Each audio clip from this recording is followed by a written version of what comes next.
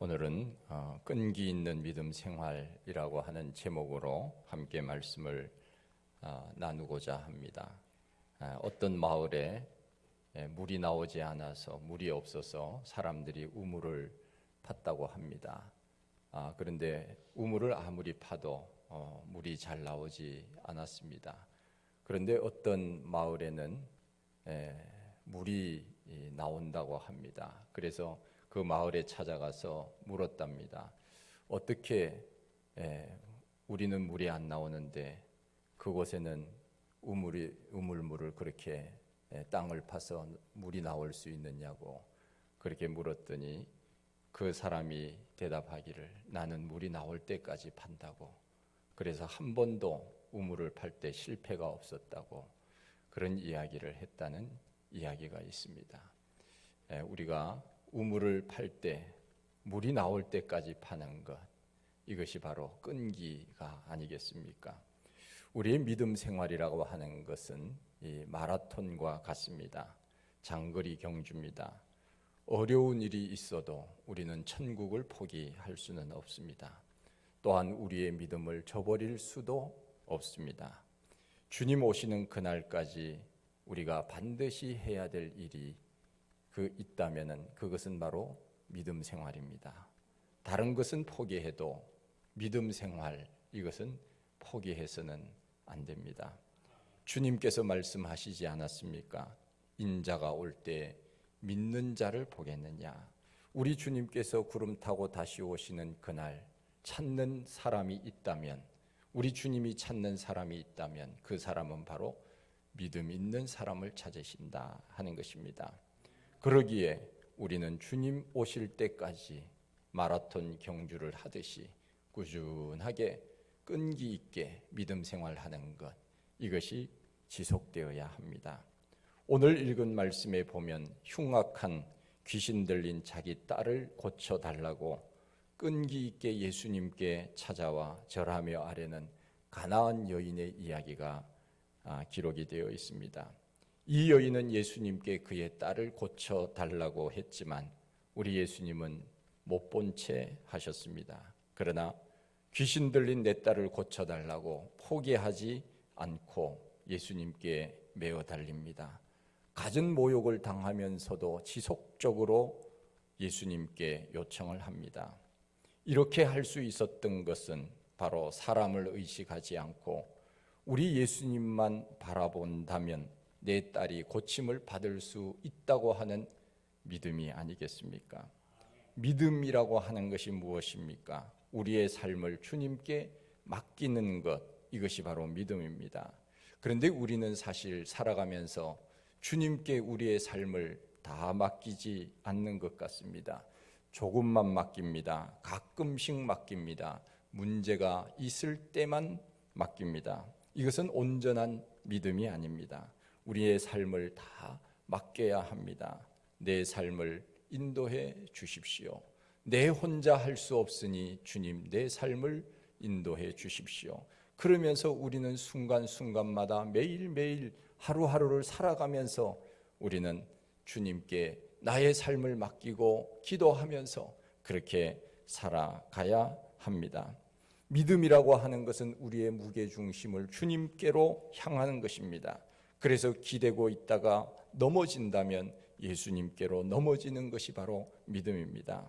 세상 가운데로 넘어지는 것이 아니라 주님께 넘어지는 것, 주님께 엎드리는 것, 주님께 의지하는 것, 이것이 바로 믿음입니다. 그런데 우리는 때로 무게중심을 자기에게 둡니다. 내가 얼마나 균형을 잘 잡는 사람인데 나는 절대로 넘어지지 않아. 이것은 예수님께 맡기는 믿음이 결코 아닙니다. 모든 무게중심이 우리 예수님께 가 있어야 그것이 바로 믿음의 사람입니다. 구약에 나오는 야곱을 우리가 잘 알지만은 변화받기 전에 야곱은 다 자기 중심적이었습니다. 내가 얼마나 잘하는데 이기적이고 교활하고 목적을 위해서는 수단과 방법을 가리지 않았습니다. 그런데 변화받고 난 다음에 야곱은 무게중심이 하나님께로 가 있었습니다. 하나님이 복을 주시지 않는다면 나는 살아갈 수가 없습니다. 하나님과 씨름을 했던 그 사람이 야곱 아닙니까?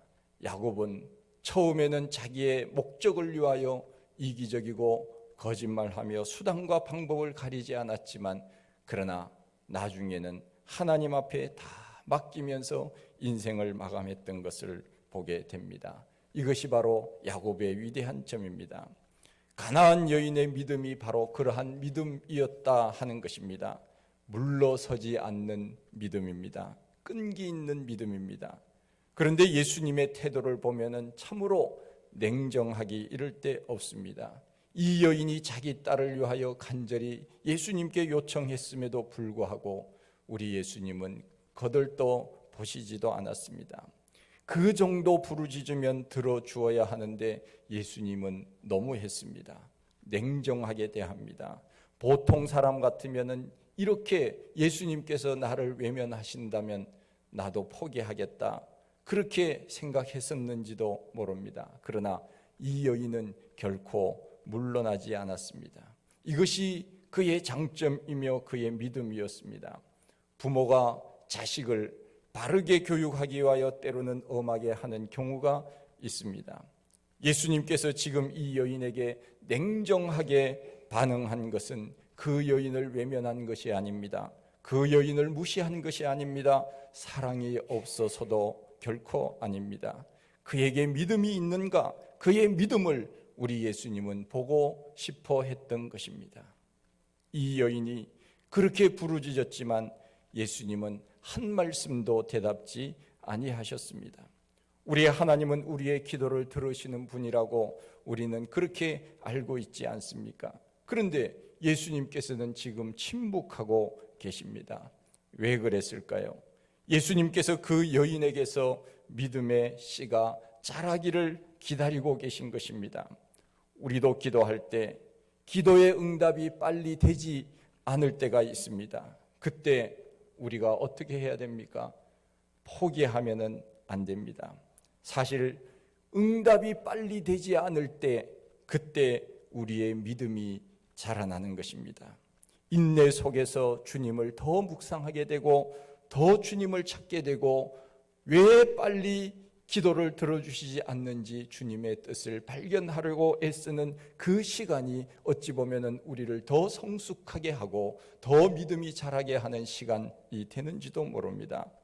아이들이 부모에게 무엇을 달라고 할 때마다 즉각적으로 주면 아이들에게는 인내심이 사라집니다.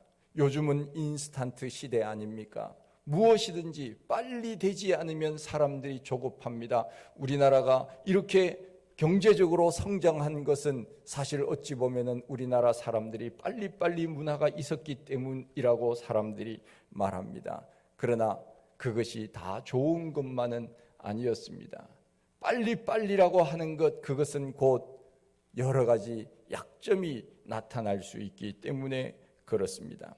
나중에는 조급함만 들고 어떨 때는 당연히 그렇게 주는 줄로 알고 고맙다고 하지도 않습니다. 쉽게 얻으면은 고마운 줄 알아야 되는데 당연한 듯이 받게 됩니다. 그래서 때로는 하나님께서 우리들에게 깨닫게 하시려고 늦게 주시는 경우가 있습니다. 그때 어찌 보면은 우리의 믿음이 자라나는 것입니다. 성숙한 믿음, 인내하면서 기다리는 믿음, 하나님의 뜻을 발견하는 믿음이 그때 생겨날 수 있다는 것입니다.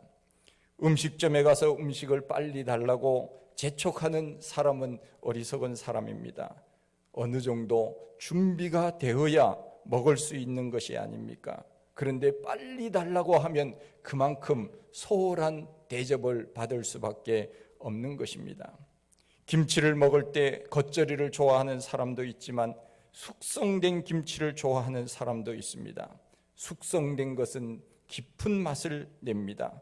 술을 담글 때도 숙성이 필요하고 장을 담글 때도 숙성이 필요합니다. 모든 좋은 것들, 가치 있는 것들은 시간이 필요합니다. 숙성이 필요합니다. 기다려야 제대로 된 것을 먹을 수 있습니다. 예수님의 대답이 없다는 것은 곧 성숙함으로 이끄시는 예수님의 의도가 있었던 것이 분명합니다. 음식으로 말하면 숙성을 위한 예수님의 침묵이었다고 말할 수 있습니다. 그런데 예수님의 반응은 여기서 끝나지 않았습니다. 그 다음은 침묵이 아니라 냉대였습니다. 24절에 보면은 이렇게 말씀하고 있습니다. 나는 이스라엘의 잃어버린 양 외에는 다른 데로 보내심을 받지 아니하였느라. 우리 예수님에게서 찬바람을 느낍니다. 우리 예수님은 그럴 뿐이 결코 아니었습니다. 어떻게 이렇게 차가우실 수 있을까? 그런데 이 여인은 예수님의 반응에 전혀 아랑곳하지 않았습니다. 오히려 예수님께 찾아가서 성경에 보면은 절하였다고 했습니다. 가로되 주여 절하면서 저를 도우소서. 예수님의 냉대를 녹이는 뜨거운 딸의 믿음을 발견할 수 있는 것을 보게 됩니다.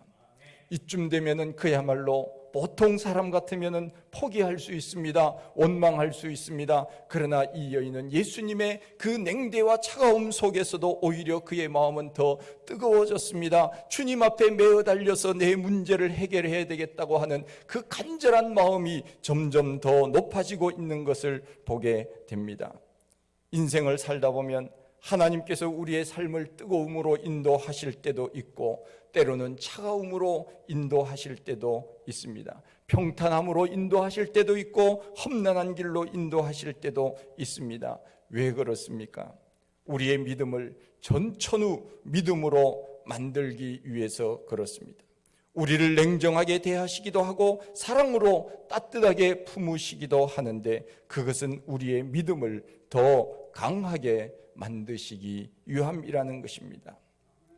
우리의 하나님께서는 우리의 기도를 외면하시는 분이 아닙니다. 우리를 미워하시는 분이 아닙니다. 우리를 사랑하셔서 독생자 예수 그리스도를 우리에게 보내주셨다고 하시지 않습니까? 그 아들까지 우리에게 주셨는데 우리의 기도를 외면하고 우리의 부르짖음을 외면하시는 분이 우리 예수님이시겠습니까? 우리 하나님이시겠습니까? 결코 그렇지 않습니다. 우리의 믿음을 보시려고 하는 것입니다. 얼마나 끈기 있게 매달리느냐, 너의 문제가 얼마나 갈급하고 간절한가, 우리 예수님은 그것을 보고 싶어 하셨던 것입니다. 포기해서는 안 됩니다. 절망해서는 안 됩니다. 지금 당장 응답이 없다고 기도를 멈추어서도 안 됩니다. 우리는 저 앞에 있는 꼬린 지점을 향하여 끝까지 믿음의 경주를 다 해야 되는 것이 바로 우리가 해야 할 믿음 생활입니다. 강원도 고성에 가면은 명태 축제가 있고 인제에 가면은 황태 축제가 있다고 합니다. 대관령 부근에 가면은 황태 덕장이 있습니다. 이 명태라고 하는 것이 참 이름이 많습니다. 바다에서 갓 잡은 것을 우리는 생태라고 합니다. 생태를 얼린 것을 동태라고 합니다. 말린 것을 건태 혹은 북어라고 하고 다 말리지 않고 말리다가 만 것을 뭐라고 하지요? 코다리라고 합니다. 여러분들이 주무실까봐 얼었다 녹았다를 반복한 것을 황태라고 합니다. 명태 새끼인 노가리는 앵치라고도 합니다. 명태의 이름이 얼마나 많이 있는지 모릅니다. 한국 가곡에도 명태라고 하는 노래가 있습니다. 명태 중에 제일 좋은 것이 뭐냐고 하면은 사람들은 황태라고 이야기를 합니다. 황태구이, 황태찜, 황태해장국 침이 넘어가지 않습니까? 그래서 그 황태라고 하는 것이 비싼 것입니다. 얼었다 녹았다를 반복하면 그 속에서 단백질과 몸에 좋은 효소들이 나온다고 합니다. 강원도 미시령 부근에 갔더니 웬 간판에 황씨 간판들이 얼마나 많이 있는지 몰라요. 다 황태 집안이더라고요. 보니까 황태가 예로부터 귀하신 몸으로 대접을 받아온 것도 어찌 보면은 추운 겨울 모진 폭설과 칼바람을 이겨내고 우직하게 내공을 쌓은 덕분이 아니겠습니까? 아마 예수님께서는 이 가나안 여인을 강추위 속에서도 귀한 대접을 받는 황태와 같이 흔들리지 않는 성숙한 믿음인지를 시험하기 위해서 냉정하게 대하신 것이 아니겠습니까? 우리는 어떠한 상황 속에서도 이 여인처럼 끈기 있는 그런 믿음을 우리는 가져야 합니다. 우리가 때로는 기도 한 번 하고 응답이 없다고 그렇게 생각할 때가 있습니다. 포기하면 안 됩니다. 어떻게 기도 한 번 하고 응답이 없다고 말할 수 있겠습니까? 여러분, 밥 한 숟가락 들고 배가 왜 안 부르지? 이렇게 말하는 어리석은 사람은 없는 것입니다. 마찬가지입니다. 우리는 기도할 때 끊임없이 기도해야 됩니다. 항상 기도해야 됩니다. 항상 하나님 앞에 부르짖을 때 우리 하나님께서는 그 기도를 들어주시다가 그리고 난 다음에 가장 좋은 때에 우리들에게 주시는 것입니다. 우리의 기도를 다 접수하고 계셨다가 우리의 때가 아니라 하나님께서 가장 좋은 때, 그것이 곧 우리에게도 가장 좋은 때입니다. 그때 주시는 것입니다. 인내하며 기도하며 하나님의 뜻을 구할 때 우리의 하나님께서는 좋은 것을 주신다고 성경은 말씀하고 있습니다. 결코 우리는 포기해서는 안 됩니다. 어떤 장애물이 있다고 해서, 어떤 위험한 일들이 있다고 해서 우리의 신앙생활을 멈추어서는 안 됩니다. 주님 오시는 그날까지 우리는 꼬린 지점을 향하여서 열심히 달려가야 됩니다. 그때 우리 주님께서 오실 때 아멘 주 예수여 오시옵소서 그러면서 주님을 환영하며 저 영원한 하나님의 나라로 들림을 받아 우리도 그와 함께 영원히 사는 것 아니겠습니까? 이 여인은 바로 그와 같은 믿음으로 주님 앞에 나아간 것입니다.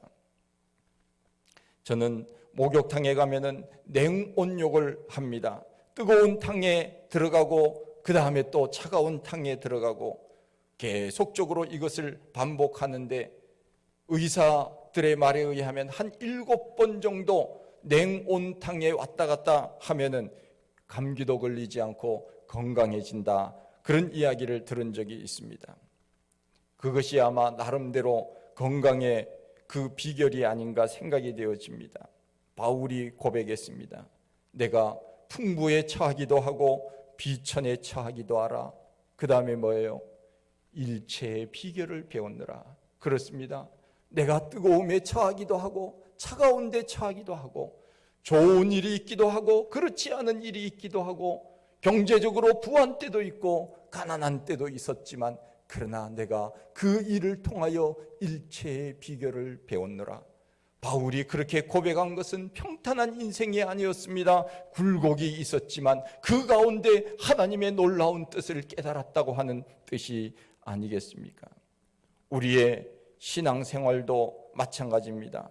평탄함 속에서도 험난한 속에서도 우리의 믿음이 흔들려서는 안 됩니다. 주님이 좋은 것으로 주실 줄 믿고 인내하면서 기다리는 것입니다. 우리 교회가 어찌 보면은 코로나 여파로 인하여 겨울 같은 시간을 보내고 있는지도 모릅니다. 우리 한국 교회가 지금 그런 가운데 있다고 합니다. 사람들이 코로나 이후에도 주님 앞에 잘 나오지 아니하고 온라인으로 드리거나 믿음을 포기한 사람들이 많아졌다고 합니다. 그래도 저는 확신합니다.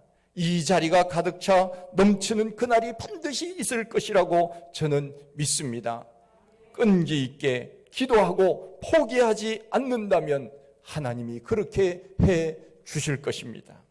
우리의 삶도 마찬가지입니다. 끈기 있게 기도하고 매달린다면 문제가 해결되지 않을 것이 무엇이 있겠습니까?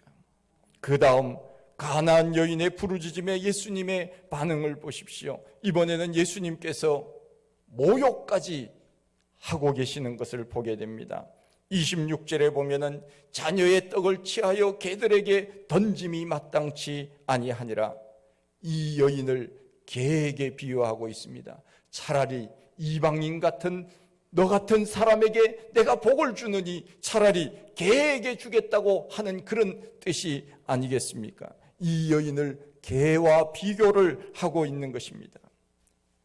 이스라엘이나 우리나라나 개라고 말하는 것은 이것은 최고의 욕입니다. 여러분들 욕을 할 때 그 앞에 짐승, 어떤 짐승 붙입니까?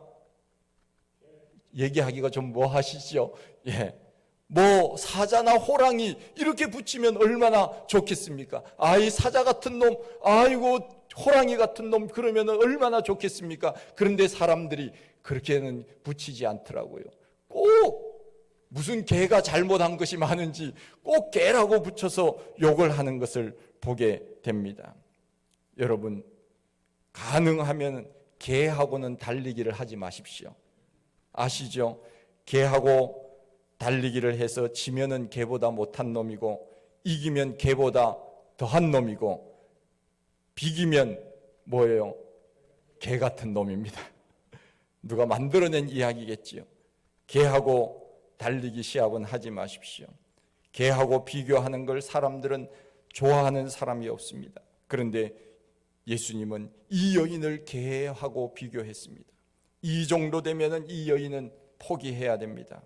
내가 이런 모욕을 받고 내가 당신에게 내 딸의 병을 고쳐달라고 부탁해 차라리 안 고치고 말지.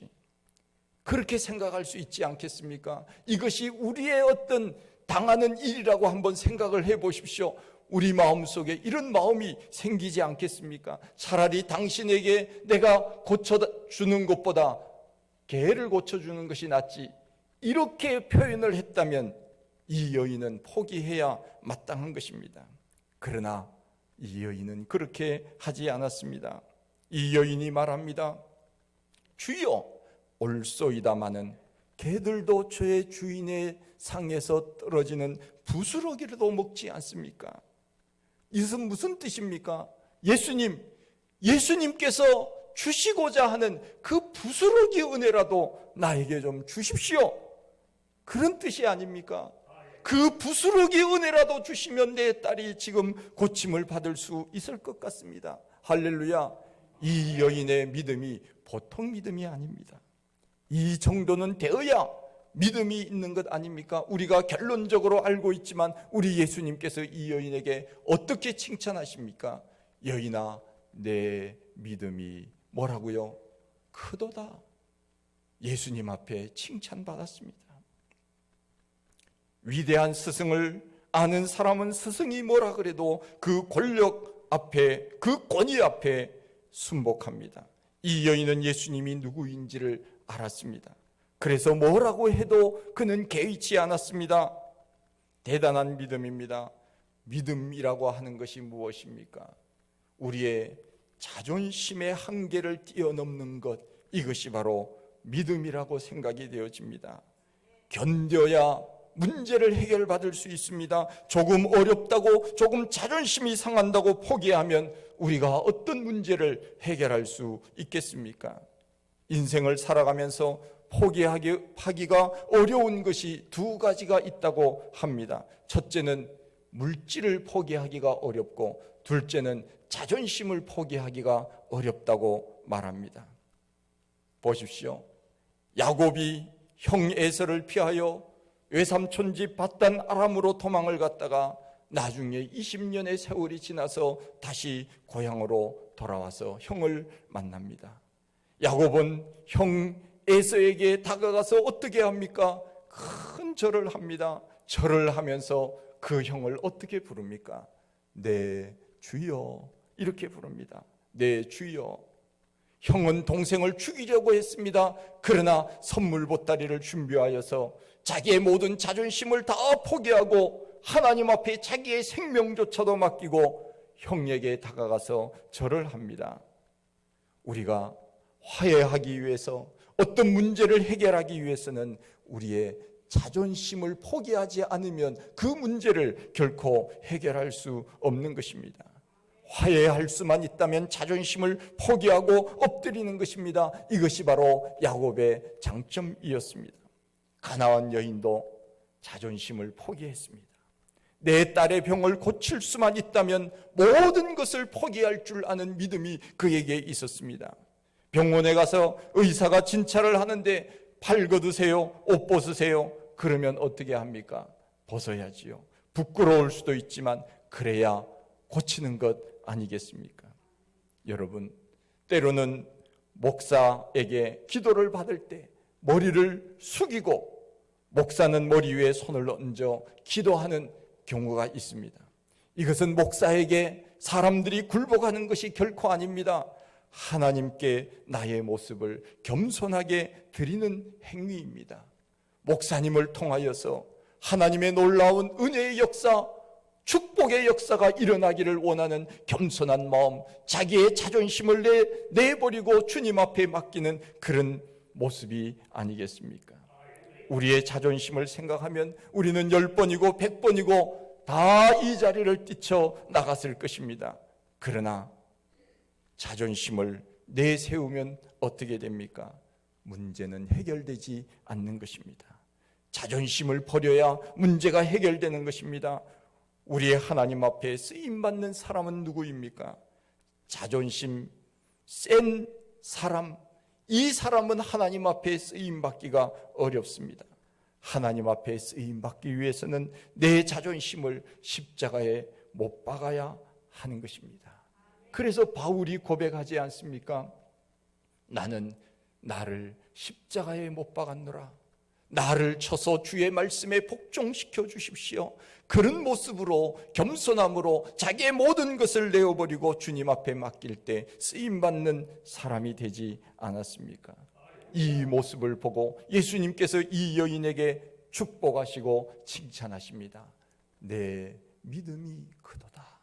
내 믿음이 크도다. 성경에 말씀합니다. 그때에 그 시간에 딸이 나으니라. 딸은 지금 여기에 있는 것이 아닙니다. 다른 곳에 있습니다. 그러나 이 어머니의 간절한 기도가 바로 그 딸의 병을 고쳐주게 만든 것이 아닙니까? 우리는 그 어떠한 상황 속에서도 물러서서는 안 됩니다. 주님 앞에 바짝 다가가야 됩니다. 이것이 바로 끈기 있는 믿음입니다. 포기하지 않는 믿음입니다. 누가 기분 나쁜 소리를 해도 우리의 믿음은 지켜야 됩니다. 교회는 나와야 됩니다. 하나님 앞에서는 자존심을 버려야 합니다. 그것이 문제 해결의 열쇠입니다. 문제가 있습니까? 끈기 있게 우리 한번 매달려 보십시다. 우리 주님께서 이 여인의 믿음을 칭찬하시듯이 우리의 믿음을 칭찬하시지 않겠습니까? 너 자존심 다 버리고 모든 것을 나에게 맡기는구나. 우리 예수님 얼마나 기쁘셨겠습니까? 이와 같이 내가 냉정하게 대하고 심지어는 개라고 하는 표현을 쓰면서 욕하기까지도 그렇게 했음에도 불구하고 이 여인은 포기하지 않았던 것입니다. 그 끈기 있는 믿음이 그의 딸을 고쳐주게 만든 것입니다. 우리의 기도의 응답이 지금 이루어지지 않는 것은 어찌 보면 더 좋은 것으로 응답해 주시겠다고 하는 뜻이 아니겠습니까? 우리는 끈기 있는 믿음을 가져야 됩니다. 포기해서는 안 됩니다. 우리에게 가장 좋은 것을 주시는 분은 바로 하나님이십니다. 그 하나님은 변치 않으시고 오늘도 눈동자와 같이 나의 눈을 맞추시고 우리의 속마음까지도 다 꿰뚫어 보고 문제를 알고 계시는 분이 바로 우리 하나님이십니다. 내 시간에 맞춰지지 않는다고 절망하지도 포기하지도 낙심하지도 마십시다. 주님 다시 오시는 그날까지 우리의 모든 문제를 주님 앞에 아뢰고 고침을 받고 더 귀하게 쓰임받을 수 있는 우리 믿음의 사람들이 다 되시기를 간절히 축원드립니다. 하나님 아버지, 크신 은혜와 사랑을 감사합니다. 저희들 사랑하시고 오늘 주님 앞에 나와서 귀한 말씀, 주님 주시는 귀한 말씀을 저희들이 묵상합니다. 우리는 쉽게 절망합니다. 쉽게 포기합니다. 쉽게 좌절합니다. 그러나 이 가나안 여인은 자기 딸을 고치기 위해서 주님 앞에 자존심 다 내려놓고 냉대와 모욕 속에서도 주님 앞에 그 부스러기 은혜라도 좀 주십시오. 간절히 메어 달릴 때 우리 주님께서 그 모든 문제를 해결해 주셨던 것을 저희들이 깨닫습니다. 우리도 절대 주님 오시는 그날까지 포기하지 않게 하시고 끊임없이 기도하여 응답받으며 살아갈 수 있는 믿음의 사람들이 다 되게 하여 주옵소서. 예수님 이름으로 기도하옵나이다. 아멘.